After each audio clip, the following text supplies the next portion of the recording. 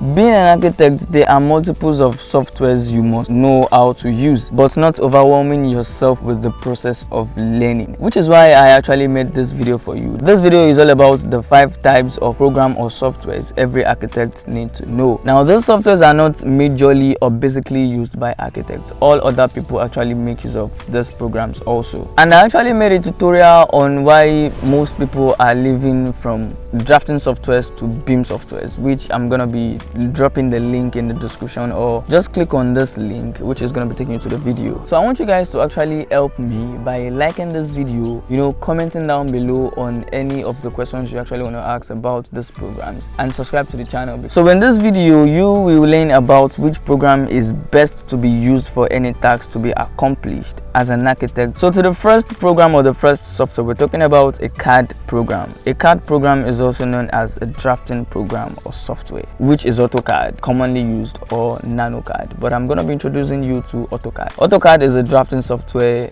basically because you can actually use it to draft, from the name drafting software. So with AutoCAD, you are able to give details to most of your drawings, put some information which is expected to be shown by you as an architect on your drawings. And to the next one is a BIM software or BIM program. Most architects actually prefer going for a BIM program or for a BIM software because you can actually derive a lot of things from it. A BIM program is known to be a building information modeling. So with this, I can actually tell you to go for Revit or you go for ArchiCAD as a BIM software. So to the next one, we're talking about the modeling softwares. The modeling software are just SketchUp basically used, and Rhino for complex shapes. So whenever you actually want to model your 3Ds, I expect you to go for SketchUp or you go for Rhino, because with these softwares you can actually model all of your components, all of your building structures and all other things. So to the next program, we're talking about a rendering software. A rendering software is just a software which helps you to give visualizations to most of your model or to most of your 3Ds. So when you see images like this that are so good looking, they are actually rendered by a software. And I can tell you to go for V-Ray, you can go for Enscape, you can go for Lumion. And also with this software, you can apply your texture and the material to most of your building and all other things like that. So to the next one, we're talking about a post-production software. A post-production software are just softwares you actually use to modify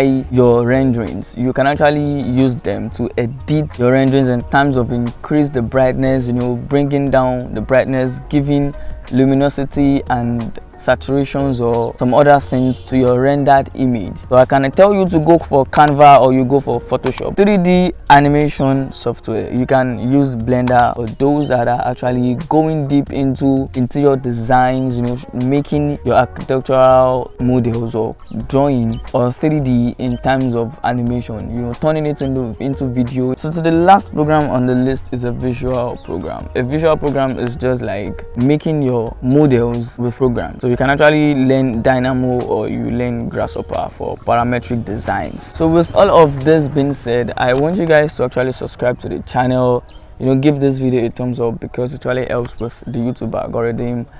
And I'm gonna be seeing you guys in the next video.